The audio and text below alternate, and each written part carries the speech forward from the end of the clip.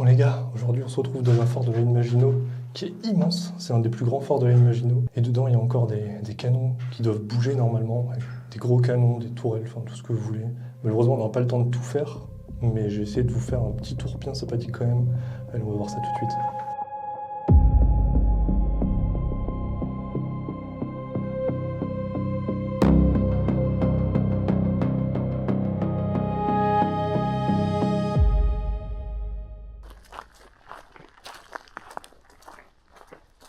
Hop, et là nous sommes enfin plus ou moins dans la fortification qui a pris des sacrées pètes dans la gueule, si vous voulez mon avis quand même. Ça a été brûlé à maintes reprises.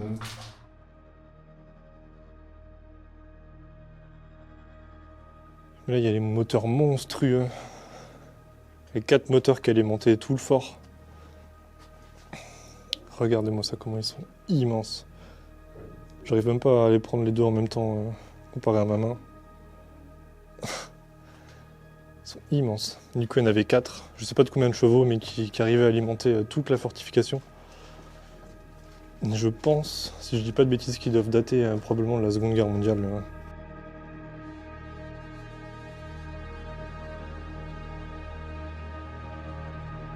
Ah waouh! À cause de tous les feux qu'il y a eu dedans, tout s'est fragilisé, en tout cas ici. Du coup, il faut vraiment faire gaffe à où est-ce qu'on marche. Et là, moi, là, vu que tout est noir, les murs sont noirs comme ça, on voit pas à 10 mètres, même avec le panneau LED. Oh waouh! Même là, ici, c'est... Non, ça marche, ça bouge encore. Putain, c'est fou.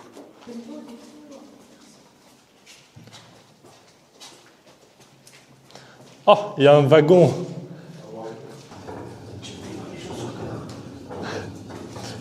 Bon, bah là, on est sur un wagon qui marche, qui roule, grâce à Dylan. Parce que là, sinon, il avancerait pas tout seul. Putain, ça c'est encore beau. Là, il y a encore plein de wagons. Hop, qui doivent plus trop marcher, enfin, qui sont bloqués surtout. Oh, ils bougent bien. Ouais, mais il n'y a plus de rail après. Ça, c'est tout ce qu'on voit là, c'est les filtres du fort pour les aérations. Et là, il y en a un bon paquet quoi. Il y a un bon paquet de filtres. Là, on peut encore voir quelques marquages.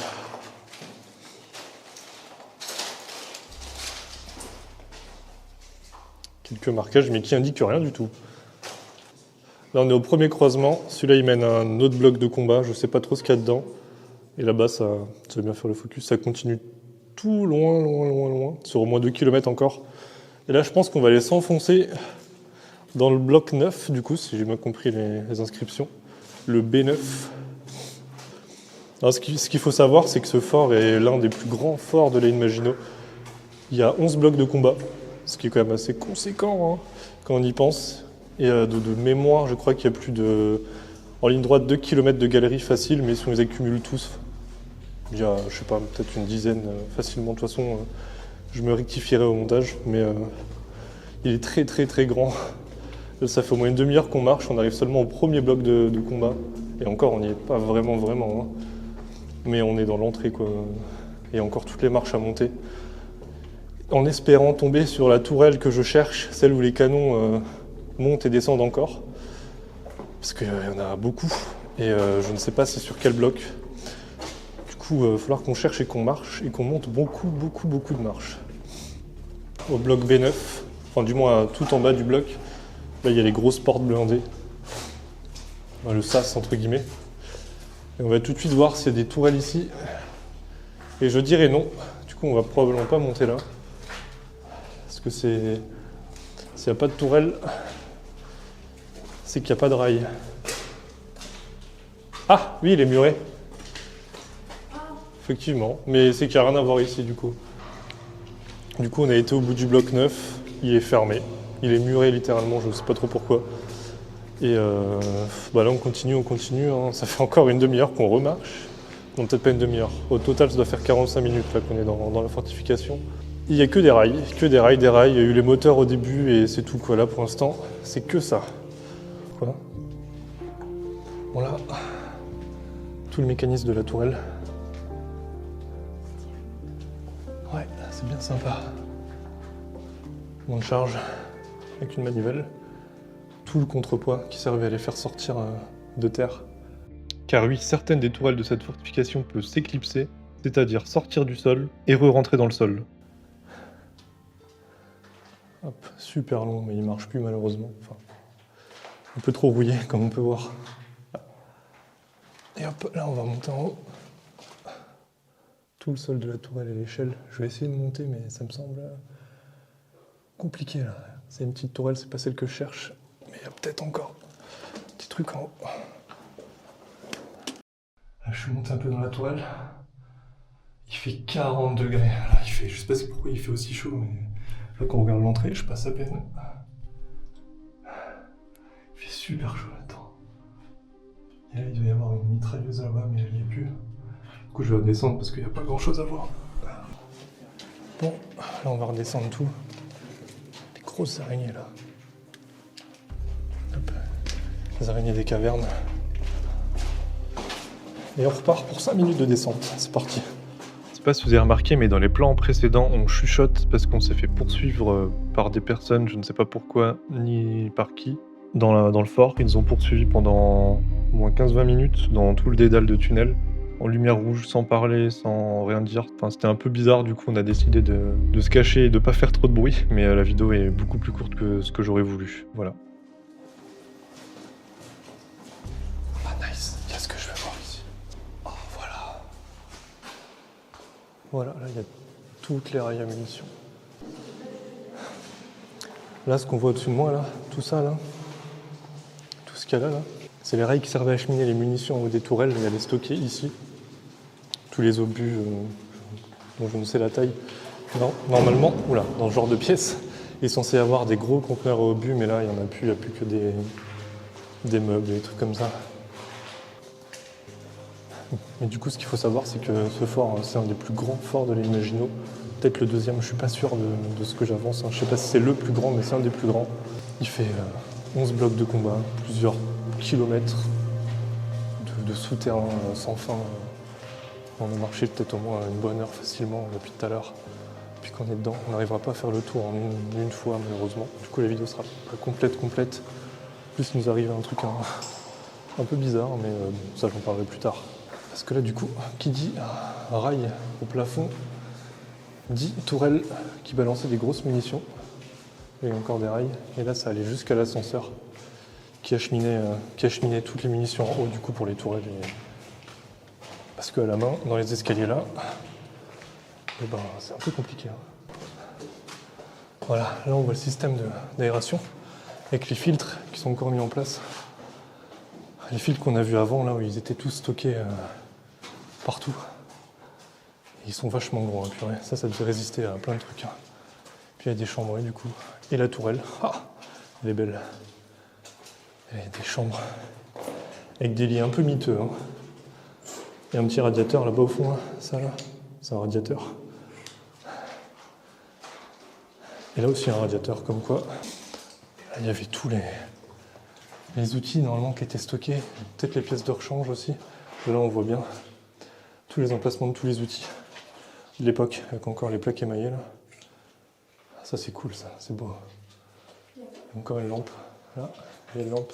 Et là, il y avait encore aussi des outils, mais noirs. Je sais qu'il y a une tourelle qui se soulève encore, mais pas dans ce fort. Je sais pas dans quel fort on peut encore faire monter une tourelle. Et là on est arrivé tout en haut de l'ascenseur, il y a encore les boutons là. Ouais, les boutons qui... Je sais que sur un des ascenseurs, ils marchent encore entre guillemets, hein, dans le sens où on peut encore appuyer dessus, mais voilà. Là, on dirait un peu des petits poêles à bois, mais je suis pas sûr de ce que c'est. Ou peut-être un cube de communication, en mode y parler dedans. Comme dans les forts allemands, d'ailleurs on voit le jour là-bas, vite fait. Là, on voit bien que le sol, il est... donne pas énormément confiance. Il y a encore plein de mécanismes et tout, c'est impressionnant. Impressionnant, c'est fou. Là j'ai la grosse caméra. Du coup c'est un peu compliqué pour monter, en sachant que là mes épaules touchent. Et qu'il fait super chaud dans la tourelle. Oh merde, ma caméra. Je suis pas sûr que ce soit celle qui bouge encore, mais maintenant il faut que j'arrive à trouver comment tourner tout ça. Hop, là c'est pas l'entrée par laquelle je suis passé. Regarde la taille de mon pied, hein. C'est tout petit. Ah putain, je crois que ça a été cassé. Voilà. Là il y a les énormes canons qu'on voit vite fait. Il y a tellement de buée qu'il fait tellement chaud que ma caméra elle s'embrouille en 2 secondes. On voit tout le mécanisme anti-recul et tout ça. Là il y a la manivelle qui marche plus malheureusement, on peut plus les diriger de haut en bas comme ça. Avant on pouvait. Et là je vais redescendre parce que j'ai chaud. Ce qu'il faut savoir, c'est que ce fort est équipé de 2 tourelles de 75 mm, 2 tourelles de 135 mm, 12 cloches GFM et aussi 3 tourelles mitrailleuses. Malheureusement, ce fort, il est plus clean de lui-même. Il a été pillé, brûlé, tout ce que vous voulez.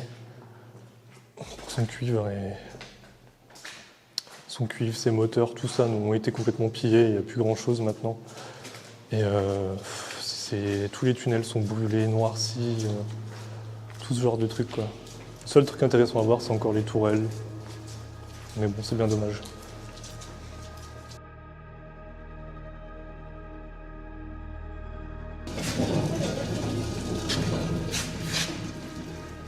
Normal, je me déplace. Et il bouge encore, hein, c'est fou. Hein.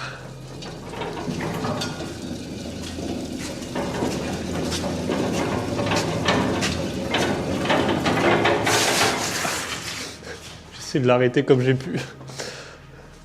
Là, je viens de voir un truc sympa. Un peu rigolo. Enfin, oui et non, ça dépend le contexte, mais il y a une fausse fenêtre qui est dessinée à plus de 50 mètres sous terre. J'imagine qu'elle a dû être dessinée entre les 2 guerres, un truc comme ça, ou pendant la Seconde Guerre mondiale. Sur ce, moi je vous dis au revoir dans cet ascenseur. On n'a pas eu le temps de tout explorer, j'ai pas eu le temps de trouver la salle de conférence, les canons qui bougent, mais j'ai eu le temps de trouver quelques trucs. Peut-être que j'y retournerai, je sais pas, je suis pas sûr parce que j'ai pas beaucoup de temps.